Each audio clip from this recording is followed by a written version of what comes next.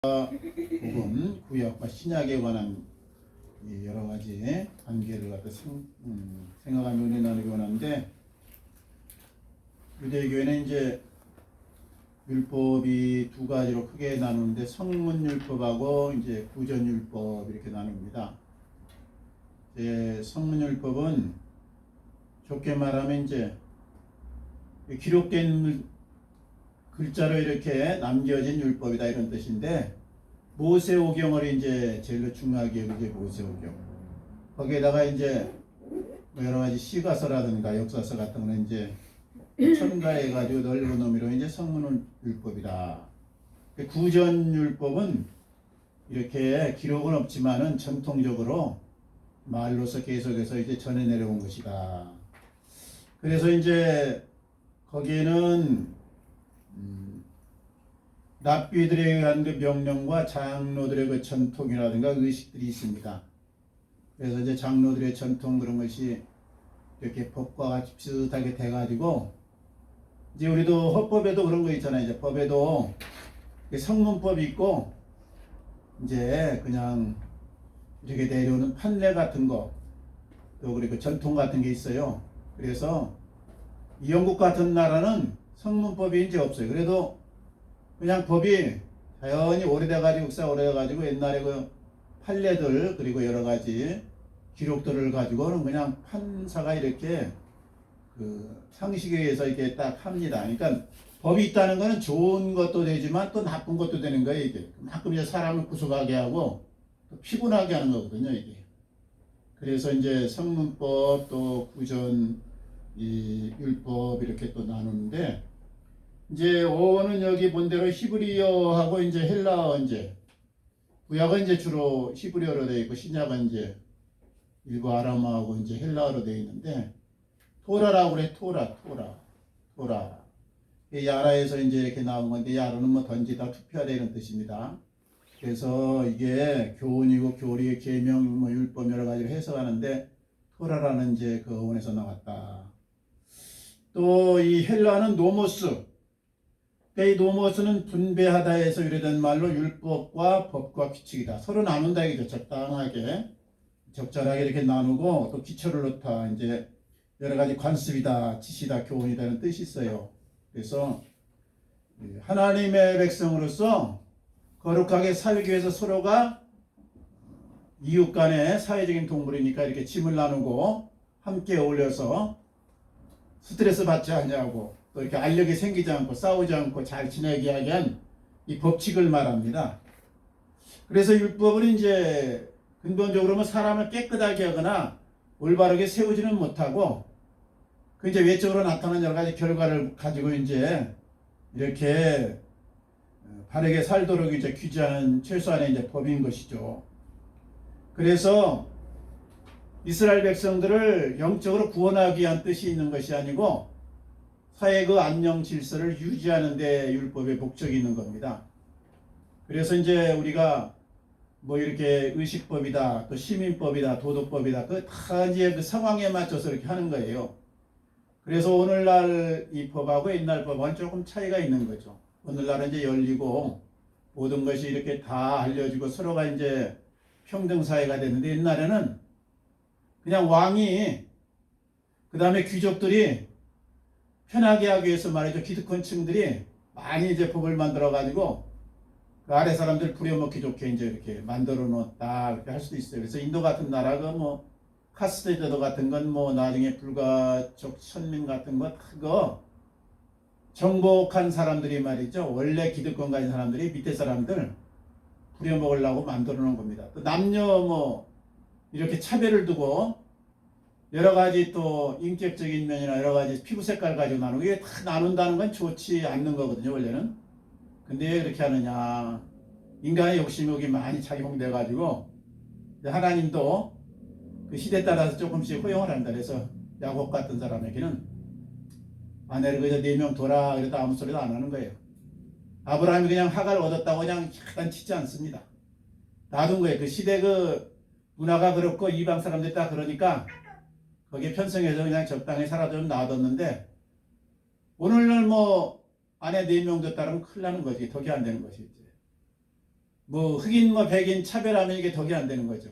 옛날에 노예는 막 그냥 완전히 동물 취급하고 물건 취급했는데 지금은 그러면 안 되는 거죠. 그래서 이제 이 율법에서 그 규정하는 거는 그 시대 상황에 따라서 하나님이 허용한 겁니다. 그래서 종된 자에 대한 법이 있고 뭐 주인에 대한 법이 있고 여러 가지 뭐 이스라엘 백성에 대한 법이 있고 이방인에 대한 법을 말씀했는데 그 시대에 따라서 시민법이라든가 형법 이런 상법 같은 거를 하나님이 허용을 많이 했어요. 그래서 노예제도 인정하고 그냥 아내를 많이 둬도 일부 다처제도 그냥 놔두고 그랬는데 요즘에는 안 됩니다. 다 이제 시대에 맞춰서 점차적으로 열리고 좋은 사회 쪽으로 이제 이렇게 하나님의 원뜻으로 이제 점점 이제 나아가는 거죠. 그래서 모세율법이 이제 율법 그러면 모세율법, 여호와율법, 자유율법, 뭐 불같은 율법, 주율법, 하나님의 율법 여러 가지 명칭이 나오죠 여기. 그다음에 율법의 이제 성격은 진리다, 하나님이 세웠다, 의롭고 또 선하다, 거룩하다, 신령하다, 공의롭다, 완전하다. 그러니까 율법의 완성은 뭐냐? 이거는 이제 로마서 14장 8절 말씀대로 사랑하는 자는 율법을 다 이루었다. 그러니까 원래 그 율법이란 건 최소한의 이제 법인데 그게 사회의 안녕과 그리고 서로 이제 갈등 없이 살기 위한 것인데 율법을 왜 주었느냐? 갈라디아서 3장 19절 보면 율법이 무엇이냐 그러면서 법범을 인하여 더한 것이라. 그러니까 사람이 살아가는데요 제일 좋은 건 법 없이 사는 게 제일 좋습니다. 법이 없어서 산다, 법이 없어도 산다 그럼 좋아요. 근데 왜 하나님이 시내산에서 1445년에 그렇게 BC 1445년인데 율법을 주셨느냐? 그 크게 보면 이제 613가지 뭐 하라는 계명 248가지 하지 말라는 계명 365가지 주셨는데 왜 이렇게 주셨느냐? 보험법함을 인하여 더한 것이라. 자꾸 이게 불평했었고 엉뚱한 짓 했었고 모세한테 대들고 서로 이 백성들이 갈등하고 상처 주고 그래서 하니까 규칙을 만들어야겠다. 그냥 자유롭게 서로가 사랑하면서 말이죠. 도와주고 서로가 화합하면서 아무 갈등 없이 살면 법을 만들 필요가 없는 거죠. 근데 안 되겠으니까 하나님이 이제 모세를 통해서 여러 가지 법을 말씀한 겁니다. 그래서 법이라는 건 사실은 없는 게 제일 좋은 거예요. 그러니까 법 없이도 살 수 있다. 그러지 않고 법 없이도 살 수 있다. 이런 뜻은 두 가지가 있는데요. 하나는 법 없이 살려고 그러면 그 사람이 착해야 되는 거야. 착해야지. 자꾸 엉뚱한 짓 했고 자기 이익만 추구하고 상대방 아주 몰아붙이고 그래서 하면 법으로 규제해서 더 이상 그러지 못하게 선을 딱딱 그어놓는 게 이제 법인데 이 착해야 이제 법 없이 살고 또 하나는 강해야 법 없이 사는 거예요. 강해야. 법이 없으면 상대방이 나를 공격할 때 내가 이게 막아낼 힘이 있어야지 법 없이 살 수 있는 거지. 그나마 상대방이 강해가지고 나를 여러 가지 해코지 하려고 할 때 법이라는 게 있어가지고 보호해 주는 거죠. 그러니까 법 없이 살려고 하면 아주 착해야 되고 그리고 강해야 되는데 그러지 못하니까 하나님이 이제 범법을 싸니까 죄를 졌으니까 이제 이걸 딱 준 겁니다. 율법을. 그래서 옛날에는 그냥 그 시대 구별을 신학자들인데 양심 시대라 그랬죠. 양심 시대. 에덴 동산은 무죄 시대. 뭐 에덴 동산 타락해서 1445년 율법 주기 전까지는 양심 시대. 그 다음에 이제 율법을 준 이후에 예수님 오시기까지는 율법 시대. 예수님 오고 나서부터는 이제 오늘날까지 은혜 시대. 이렇게 이제 구별을 하는데요. 꼭 성경에 그런 말이 없어요. 근데 이제 학자들이 나누다 보니까 됐는데 어쨌든 법이 많다는 건 법조문이 많다는 건 좋지 않습니다. 세법 같은 거 보세요. 막 그냥 투기에 쌓고 여러 가지 부작용이 나니까 수시로 고쳤어. 그래서 이게 참 골머리 아픈 거예요 이게. 집 사는 사람도 그렇고 그냥 일관성이 없어. 그냥 계속 정부 바뀌면 또 바뀌고 뭐가 바뀌고 계속 국회에서 막 이 밭 저 밭 만들어 쌓는 거 이게 좋지 않다는 얘기예요. 그만큼 세상이 악해지고 복잡해졌다는 걸 말하면 그래서 사실은 없는 게 제일 좋아요. 그래서 나중에 주님이 600세가지 유대인들을 애우느라고 애쓰는데 그거 안 된다 그래가지고 십계명 주셨다가 그냥 하나님 사랑하고 이웃 사랑하라 이걸로 간단하게 요약을 해주셨잖아요. 그러니까 이 법이 많다는 건 좋은 건 아니다. 그런데 이제 법은 최소한의 규제다. 그리고 나를 지켜주는 이 보호막 역할을 한다 이거죠. 그래서 율법의 목적은 뭐냐? 인간의 죄를 드러나게 하고 죄를 깨닫게 한다. 그 다음에 죄를 더한다 그랬어요. 이게 더하게. 어? 율법 있는 것에 죄가 더한다 그랬잖아요. 이건 무슨 말이냐면 율법이 많다고 죄를 더 짓는 것이잖아요. 세목세목 해놓으니까 걸리는 게 많다 이거죠. 한 가지 뭐 10계명만 있으면 이거 10가지만 잘 지키면 되는데 거기다 막 613개 하니까 걸리는 게 너무 많아 그냥 이게. 그래서 이제 이 율법은 이제 죄를 더하게 하는 것이다. 그런 의미로 이제 말씀하는 겁니다. 그 다음에 죄를 정지하게 한 게 정지하게 한, 죄를 없애하기 위한 것이 아니다. 율법은 없애하지는 못하는 거예요. 나쁜 일 됐으면 딱 걸려드는 거예요 이게. 그래서 이제 정정 옳은 자를 위해서 주어진 것이 아니라 법을 어기는 사람들을 제지하기 위해서 그렇게 주어진 것이다. 이제 율법과 예수님과의 관계, 그러니까 이거는 구약과 신약과의 관계도 되는데, 율법은 우리 주님께서, 예수님이 그리스도께서 율법 아래서 나셨어요. 율법 아래 나셨다. 유대 민족에서 이제 그 율법에 이제 준행하고 그걸 통용하는 것 사회 가운데서 출생하신 거죠. 그리고 율법을 다 이루셨어요. 그러니까 예수님은 오심으로 율법을 폐하게 오신 것이 아니라 온전케 하려 왔다. 그래서 율법의 요구를 다 주님이 이루시고 그 다음에 이제 의문에 속한 법을 그의 십자가로 폐하시고 또 이 말씀이 나오잖아요. 그러니까 율법이라는 건 신약 시대에 와서 두 가지 의미가 있습니다. 완전해지고 완전하게 이루었고 또 하나는 폐하해졌다. 네? 이게 똑같은 의미예요. 똑같은 의미. 완전히 주님이 율법의 요구를 다 이루어가지고 우리로 하여금 율법으로 인해서 넘어지지 않게 하고 그 다음에 범법자가 되어서 멸망으로 사망으로 떨어지지 않게 해서 주님이 다 이루어 놓으셨고, 그리고 그 이후에는 율법을 적용하지 않는다 이 말이에요. 우리들에게는 이제 우리가 예수를 믿고 하나님의 자녀가 되면 율법을 그대로 적용하지 않는다. 그럼 예수 안 믿고 하나님의 자녀가 안 된 사람은 어떻게 해요? 율법을 그대로 적용하는 거예요. 적용. 그러니까 지옥 가거나 멸망당하는 이유는 뭐예요? 두 가지입니다. 죄를 졌기 때문에 가는 거예요. 죄 없는데 맥없이 보내면 하나님의 공의에 어긋나죠. 두 번째는 속죄의 길이 딱 하나 있는데 예수 믿고 하나님 자녀 되는 건데 그거 안 하니까 예수 믿고 하나님 자녀 안 되니까 이제 지옥 가는 거예요. 그래서 멸망당하고 지옥 가는 건 첫째는 죄가 있어서 간다. 자기가 죄가 하나도 없는데 하나님이 맥없이 보내면 이게 아니죠. 두 번째 속죄의 길이 딱 하나 있었는데 누구나 다 법법을 했기 때문에 율법을 하나라도 없기 때문에 다 죄인인데 죄의 값은 사망인데 거기서 오직 구속받을 수 있는 구원받을 수 있는 예수 그리스도를 통해서 내 죄 문제 율법의 요구를 다 이루는 것밖에 없는데 이 예수님의 그 이루는 의를 내가 받아들이지 않아. 인정을 안 해. 아니 나는 그냥 내 의로 내가 착하게 살아서 가겠다. 그러면 하나님이 다 조사를 해봐 이제 그 사람의 이력을 인생살이를 다 조사하니까 한 개라도 걸리면 이제 그건 이제 멸망이고 영원한 형벌인 거죠. 그래서 지옥 가는 건 죄 때문에 가는 거고 두 번째는 예수 안 믿어서 가는 거죠. 우리가 이제 구원받은 거는 하나님의 은혜로 구원받는 거고 그리고 예수 믿어서 하나님의 자녀로서 율법 요구를 다 이루었기 때문에 가는 겁니다. 예수님이 십자가에서 딱 저주받고 피 흘리고 그 지옥의 형벌을 받음으로 나의 모든 삶을 내가 예수를 받아들 때 그대로 적용시켜가지고 내가 의인이라고 하나님이 인정해 주는 거예요. 그냥 내가 눈 감아주겠다. 예수 믿고 네가 그분의 그 의를 침입에 내가 봐주겠다. 이렇게 해서 그 하나님의 은혜로 이제 가는 거예요. 그래서 하나님의 은혜와 예수 믿는 이 피공돌이로 인해서 우리가 이제 구원받게 되는 것이죠. 그래서 예수님이 율법을 다 이룬 겁니다. 그리고 이제 율법은 파기된 것은 아니다. 그대로 있다. 또 이제 율법이 적용되는 사람은 뭐예요? 예수 안 믿는 사람은 다 적용되는 거예요, 이게. 그래서 그대로 이제 아무리 착하게 살아도요, 아무리 이제 훌륭하게 살아도 죄 한 번도 안 지은 사람 없어요. 의인은 하나도 없어요. 언젠가 지었어. 근데 그거는 옛날에 내가 악하게 죄를 짓고 사망에 이제 아래 딱 떨어진 사람이 앞으로 착하게 살고 덕을 쌓고 남을 도와줬다. 뭐 지식을 쌓았다. 그런다 그래서 죄가 없어지진 않아요.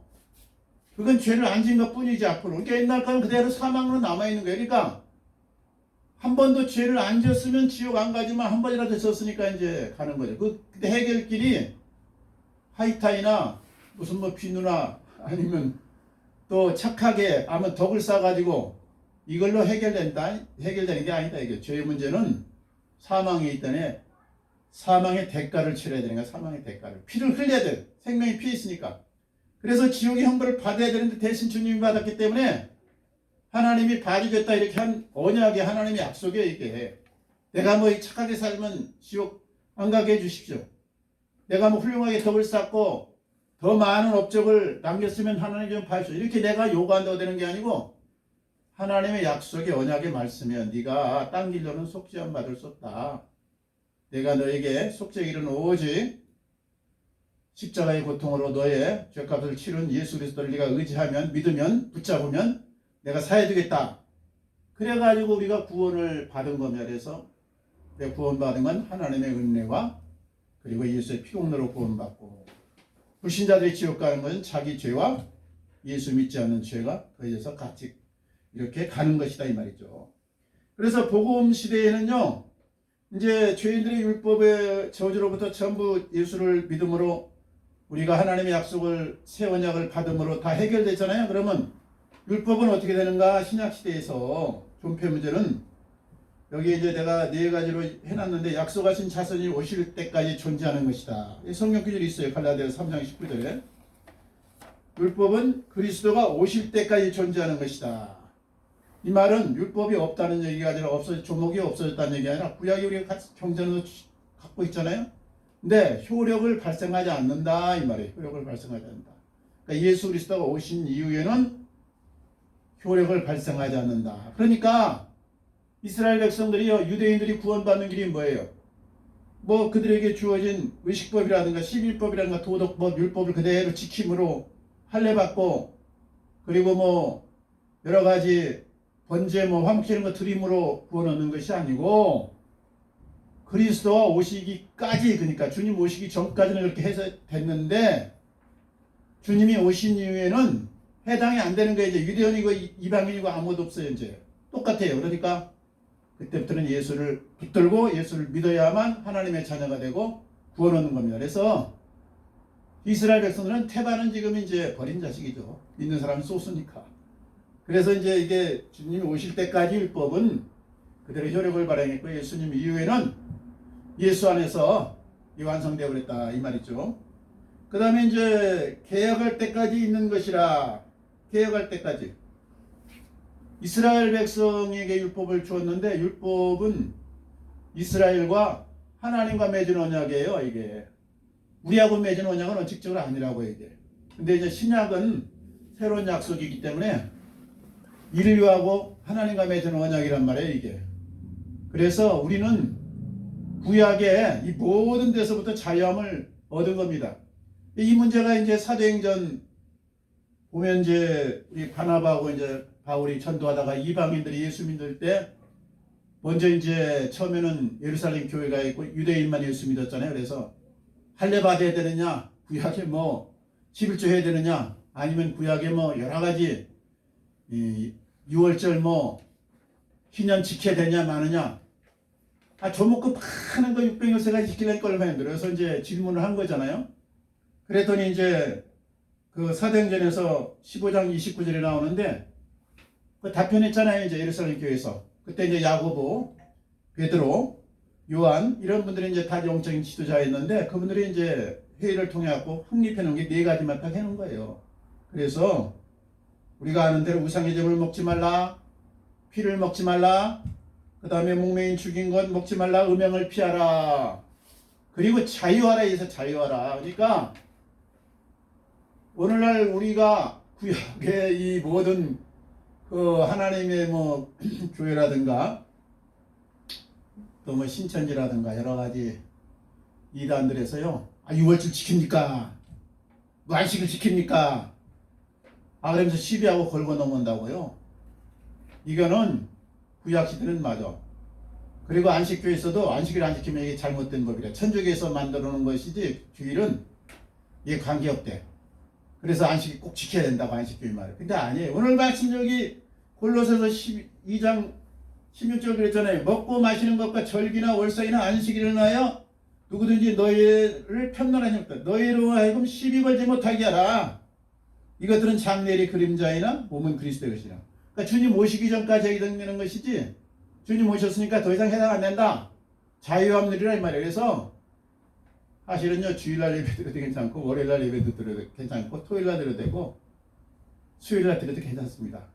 단지 우리가 일상생활 하다 보니까 콘스탄티노플 황제가 이제 일요일을 갖다가 휴일로 딱 정했어요. 그 정한 이유는 콘스탄티노플 황제가 완전히 거듭나가지고 정한 건 아니고 그 당시에 기독교를 이제 공인하고 나서 태양절이 그래 옛날에 이제 일요일이 일자가 태양이죠. 태양절이 태양일이에요. 태양일 월화수목금 뭐 월은 가리고 말이죠. 화는 또 뭐 화성교 그런 의미잖아요. 이게 불이라는 의미고 또 수는 뭐 수성이라는 의미고 또 불이라는 의미고 그런 거예요. 다 그 천체 오행설에 의해서 이게 월화수목금토가 이게 지어진 거라고 이게 전부 다 요일을. 그런데 이제 기왕이면 일요일날 하자. 이제 콘스탄티노플 황제가 왜 그렇게 정했는지는 안 나와 있어. 그런데 추론하건대 이제 믿는 자들이 안식을 첫날 모였다 이런 기록이 성경에 많이 나와. 그래서 기왕이면 이제 일상생활 하는데 좀 휴일날 모여야 좀 원활하게 돌아가니까 그렇게 하지 않았을까.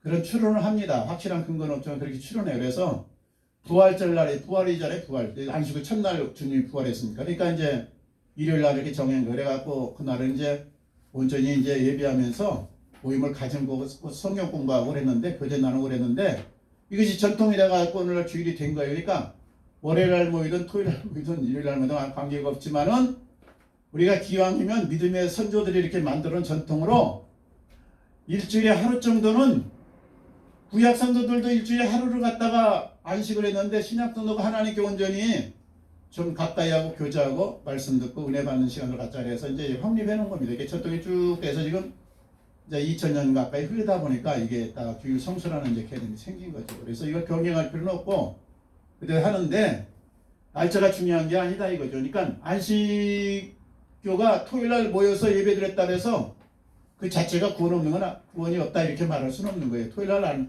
예배드리든 금요일날 예배드리든 하나님과 교제하고 제대로 이제 말씀대로 살고 예수를 제대로 믿으면 다 구원 얻는 거죠. 그래서 이제 안식교 같은 경우는 우리나라에서는 이단시하고 딴 나라는 구라파나 미국은 이단이라 안 그럽니다. 그냥 안식일을 지키든지 토요일날 하든지 주일날 예배하든지 관계없다. 근데 이제 안식교에서는 우리들한테 일반 이제 이 개신교에게 안식일날 안 지키면 토요일날 안 지키면 이게 이단이다 이렇게 반대로 공경을 하고 있어요.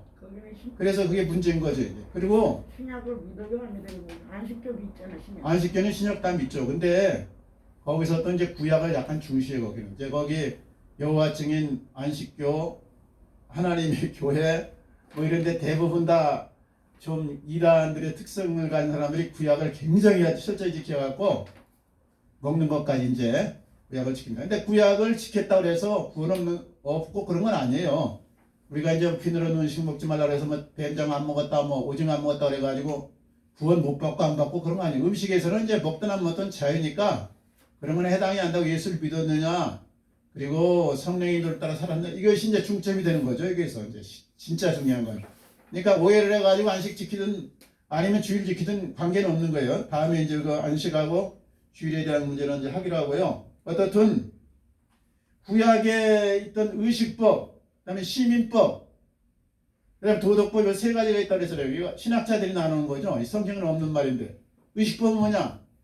하는 대로 이제 성막법, 뭐 제사법 이제 그런 걸 말하는 거죠. 그다음에 뭐 레위인들이 이제 제사문제 이렇게 이어갖고 이제 성막에서 일할 수 있도록 이제 규제한 거고 이제 그런 건데 이건 이제 의식법은 예수 그리스도 오심으로 피운을 다 이뤘기 때문에 십자가에서 다 이제 해결했기 때문에 필요가 없는 거죠. 이게 사실 우리가 오늘날 뭐 양 잡아가지고 6월절 날 막 이스라엘 백성들 드리고 저 하나님의 교회 같은 데는 6월절 안 지키니까 지켜야 되는데 이거 다 이제 이 신약에 대한 새로운 약속에 대한 것을 몰라서 오해해가지고 구약에 비해서 사는 건데 그러면 지키든 안 지키든 구원하고는 관계없는 거예요. 이거 양 잡아서 드렸다 그래서 뭐 구원 못 받는 건 아니고 예수 믿었느냐 안 믿느냐 여기에 이제 있는 겁니다. 초점. 그 다음에 이제 시민법은 이게 당시 상황하고 많이 관계가 있어. 당시 상황하고. 그래서 옛날에 노예와 뭐 종을 인정할 때는 물건 취급에도 아무 관계가 없어서 지금은 이제 그렇게 물건 취급하면 안 되고 인권에 관한 문제 뭐 평등법에 대해서 이제 이렇게 걸리니까 이게 달라져서 그래서 이제 지금은 안 해도 이제 일부 일처리 돼야지 옛날처럼 뭐 중동 저기 몰몬교 뭐 이렇게 엉뚱한 데 있잖아요 이단들 구약을 그대로 적용하니까 남자 중심적인 사회로 돼 있어 그래가지고 아내를 뭐 몇 명씩 두고 말이죠. 근데 지금은 이 복음 시대에서 이거 적용하면 죄입니다, 죄. 아내를 막 10명, 20명씩 더 사우디아라비아 국왕들 막 자식들을 막 70명, 80명 두고 오잖아요. 그래서 서로 싸우고 그러잖아요. 그러니까 그게 이제 시대 상황에 따라서 이 시민법은 달라진다. 형사비법, 상법 이런 게 달라지기 때문에 이건 상황법입니다. 상황법.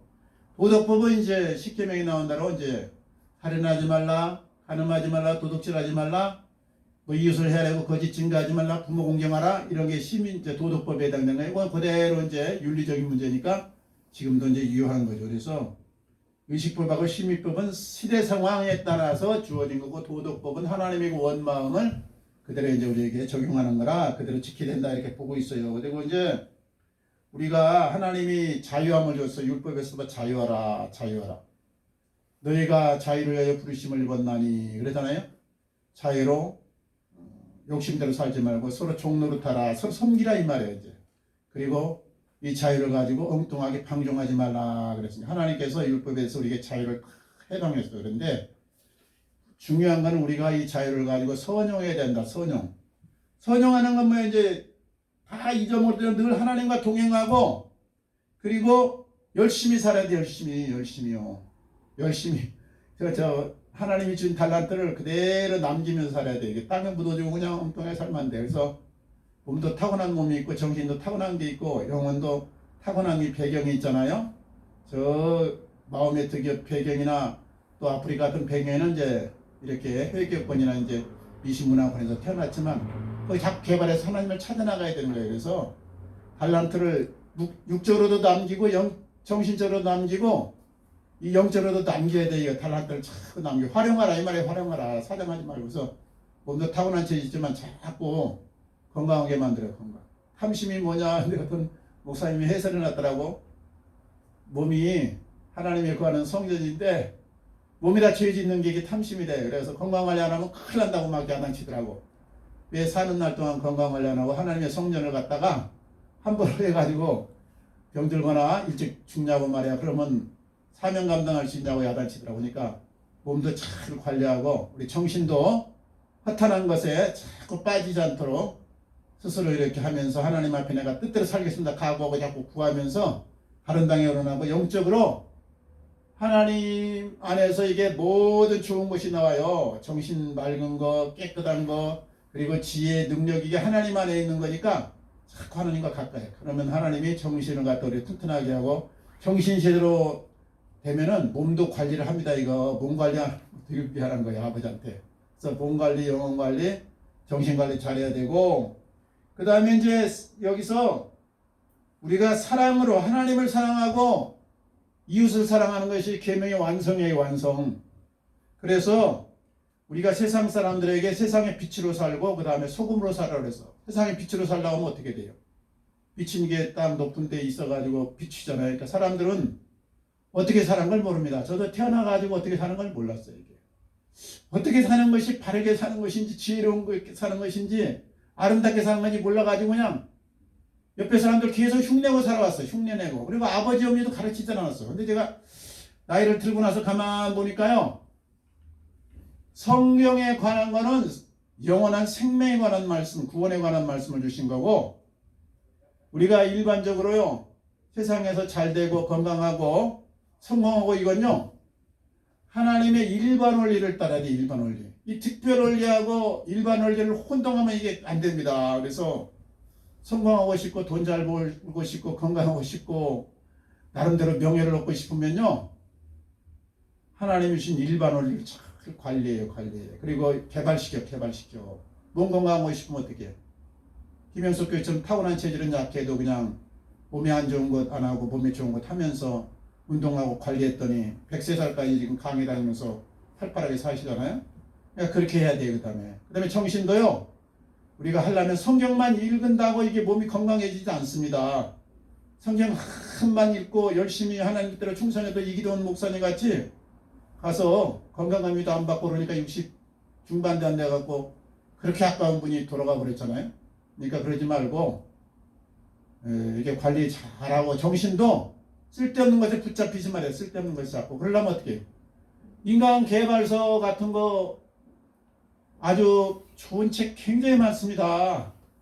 이 카네기 그분이 이제 이렇게 인간 개발에 대한 선두주자인데요. 그 다 하나님이 일반 지식이라는 거예요. 의학에 관해서 병들었으면 어떻게 해요? 의사가 다 하나님이 일반 원리로 깨닫게 해놔서 과학자들이나 생물학자 의사를 통해서 그럼 그거 활용해. 부자 되려고 하면 어떻게 해요? 열심히 일하고 도전하고 자꾸 생각 많이 하고 에디슨이 기도 뭐 많이 해가지고 발명한 게 됐습니까? 빌 게이츠가 뭐 헌금 많이 내거나 뭐 저기 봉사 많이 해가지고 아니면 뭐 열심히 성경 봐가지고 컴퓨터 황제 됐습니까? 아니에요. 그거는 그 분야에서 하나님이 주신 일반 원리를 가지고 자꾸 실험하고 도전하고 자꾸 생각하고 그러면서 그 부자가 된 거예요. 컴퓨터 황제가 되고 세계적인 갑부가 된 거예요. 그러니까 일반적인 육신의 축복을 받으려면 이스라엘의 가정교육이라든가 이스라엘의 교육법을 배우면 돼. 그건 일반 원리. 구원에 관한 원리가 아니에요. 이건 지금 이스라엘의 뭐 가정교육 그런 자녀교육이라는 것은 그런 걸 따르고 그리고 컴퓨터 황제 빌 게이츠나 또 카네기나 그리고 위릿 버핏 같은 사람한테 배워. 그러면 돈 잘 벌 수 있고 건강하게 세상에 성공할 수 있어요. 헌금 안 드려도 성공해. 그래서 다 헌금 안 드리는 사람 많아요. 거기 주크버커 뭐 이게 유튜브라든가 뭐 페이스북 한 사람들 있잖아요. 세계적인 갑부 1, 2, 3위 뭐 그렇게 뜨는데요. 그 사람도 예수 안 믿습니다.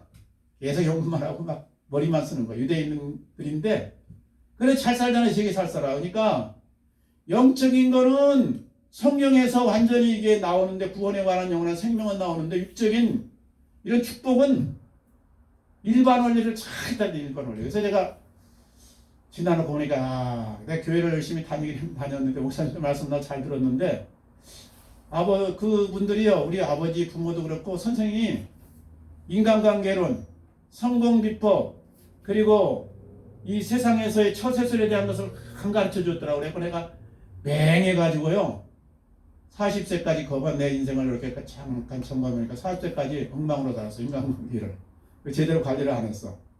요즘에 이제 그 공부 다시 하고 있는데 우리가 요 율법은요 우리 영적인 우리의 그 본법을 주는 것인데 우리가 이제 율법의 완성은 바로 그리스도다. 그러니까 제일로 중요한 건 우리 영혼이 잘 되고 그 다음에 깨어나서 정신이 제대로 개발되어 가지고 정신 개발 이 선두자가 대부분 다 이렇게 그리스도인들이 이렇게 했어요. 성경의 토대를 가지고 기도하고 연구하고 여론조사를 해가지고 다 완성해놨는데 그건 일반 우리 의사들이나 아니면 정신학자들이나 여러 가지 인간경외로는 한 사람들한테 또 부자들한테 배우고 생명에 관한 거는 이 성경을 통해서 완전히 배우고 그래야 이제 우리가 영육간에 얼려 조화를 이루고요. 빛으로 살고 소금으로 살라고 하면 세상에 영향력을 끼치는 세상 사람들이 따라오는 이게 건강, 돈, 성공 이런 거를 갖고 활동하면 더 좋습니다. 없어도 괜찮아. 없어도. 그러나 이런 것이 있으면 더 영향력을 많이 미치는 거죠. 그래서 영과 육이 함께 조화를 이뤄가지고 영혼도 잘 되고 육도 잘 되고 그러면 빛과 소금으로 살기가 참 더 수월하고 좋죠. 그리고 세상에 빛이라는 것은 바르게 사는 것을 깨우치는 것이고 소금이라는 것은 맛을 내고 인간 사는 이 재미를 갖다가 깨우쳐주는 그걸 말하는 거거든요. 그래서 빛과 소금으로 살라 이 말씀을 해요. 우리 한 주간도 승리하시고 우리 그리스도의 사랑으로 하나님 사랑하고 이웃 사랑하면서 빛과 소금으로 승리하시기를 우리 주님 이름으로 축원합니다. 같이 기도하겠습니다. 아버지 감사합니다.